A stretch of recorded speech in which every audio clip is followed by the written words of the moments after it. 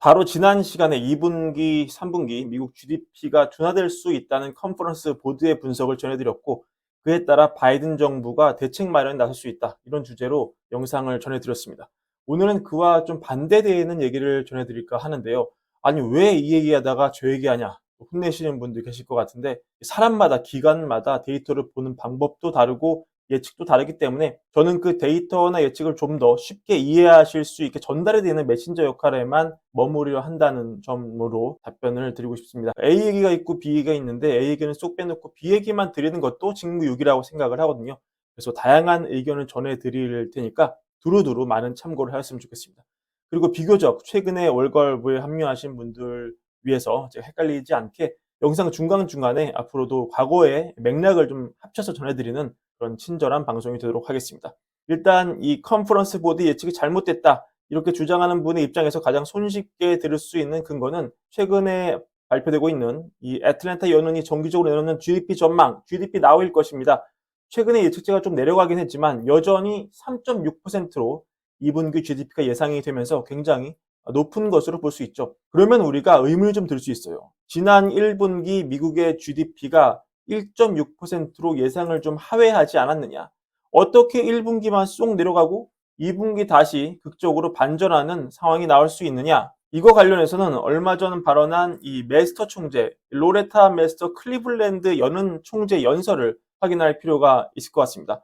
관련한 내용이 기사로 많이 나왔는데 다들 이 내용은 좀 놓친 것 같더라고요. 메스터 총재가 1분기 GDP에 대한 언급을 이렇게 합니다. 얼마 전 1분기 GDP 추정치가 이렇게 1.6으로 나왔는데 이거는 더 많은 데이터가 나오면서 수정이 될 것이다. 그러니까 확정치가 나올 때는 이거보다 높은 숫자일 것이다, 이렇게 전망을 합니다.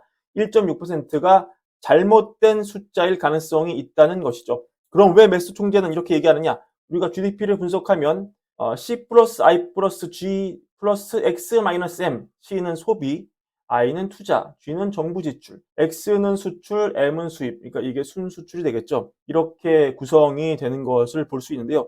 메스터의 분석에 따르면은 1분기 GDP를 낮춘 원인 큰 것 두 개가 이 재고 감소와 그다음에 이 무역 부분이에요. 순수출이 많이 줄었다는 그런 것이죠. 여기서 우리가 무역 부분을 한번 집중해 볼 필요가 있는데, 자, GDP가 소비 더하기 투자 더하기 정부 지출 더하기 수출 빼기 수입입니다. 그러면 수출보다 수입이 이게 확 많아지면은 GDP가 올라갈까요? 내려갈까요? 내려가겠죠? 그렇죠. 이거 마이너스니까. 이번에 1분기에 순수출을 보시면 실제로 많이 내려간 것을 볼 수 있습니다. 이게 많이 내려가면서 GDP에 안 좋은 영향을 미친 것이죠. 이 프레드 그래프 보시면은 이 내용을 확인하실 수 있고, 이 순수출이 전 분기 대비 1분기에 크게 내려가는 것을 볼 수 있는데, 미국 정부 분석에 따르면 이 순수출이 줄어든 것 때문에 GDP가 0.86%포인트 내려간 것으로 나와 있습니다. 상당히 큰 숫자라고 볼 수 있습니다. 그러면 여기서 왜 미국이 1분기에 순수출이 줄었는지, 반대로 이 수입이 크게 늘었는지 그 원인을 봐야 되는데요. 그래야 메스터의 의견을 정확히 이해할 수가 있겠죠. 왜 수입이 늘었냐? 상품과 서비스 수입이 늘었기 때문이다. 보시면 이게 내용이 나와 있고, 이 언스트형 분석에 따르면은 이거는 이 상품과 서비스가 주도하는 강력한 수입 증가를 반영한다는 점에서 본질적으로 좋은 소식이다. 그러니까 견조한 소비자 지출과 관광 활동 같은 거에 힘입어서 수입이 호조를 보이는 것으로 보인다.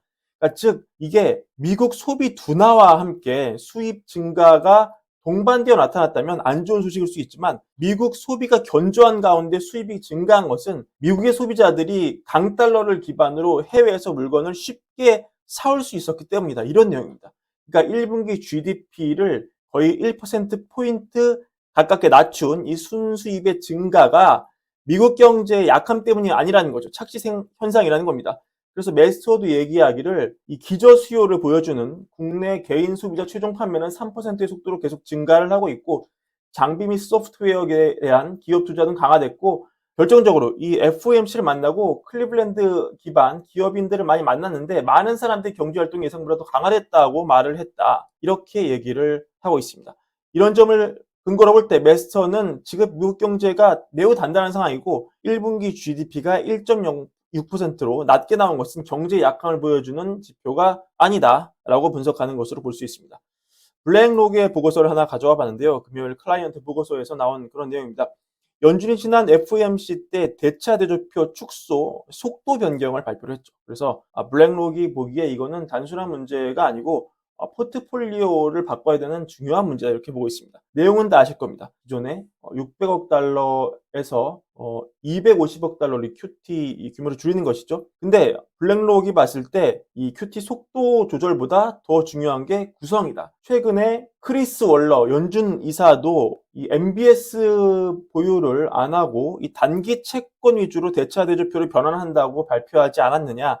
이런 식의 변경은 결국 장기 국채 수익률을 상승시키고 미국 달러에 부정적인 영향을 미칠 것이다. 지금 대차 대조표, 즉 장기물을 많이 보유하고 있는 지금의 구성으로는 10년물 국채 수익률 기준 2%에서 4% 정도로 금리를 억제하는 효과를 내는 것이다. 그러니까 이게 점점 없어지면 그만큼 장기 금리가 뛴다는 것이죠. 그래서 지금 이런 식으로 경제가 계속 강하게 확장하고 인플레이션이 잘 잡히지 않고 이런 경우에 이 미래에 이런 대차 대조표 구성 변경을 포함 시도를 할 가능성이 더욱 높아지고 블랙록에 따르면 그래서 우리는 어떻게 하고 있다. 달러는 숏 비중을 늘리고 장기채는 숏을 치고 있고 주식은 우리는 롱 포지션이다. 이렇게 얘기합니다. 관련해서 비슷한 시기 이 블랙록의 레리 핑크가 로마에서 열린 G7 비즈니스 회의에서 원격 연설을 했습니다. AI 활성화를 위해서 우리가 상상하는 것보다 훨씬 더 많은 전기가 필요하다. 데이터 센터는 전력 공급이 좀 저렴한 곳에 건설될 가능성이 높기 때문에 에너지 비용의 경쟁력이 좀 떨어지는 곳은 국가 보조금의 필요성이 높아지고 AI 데이터 센터와 칩 공장을 구동하기 위한 민간 투자가 필요하며 이건 결국 연기금과 보험사의 좋은 투자 기회가 될 수 있다. 이런 레리 핑크의 견해는 왜 지금 전 세계적으로 유틸리티 주식이 이렇게 잘 가는지를 알 수 있게 해주는 것 같습니다.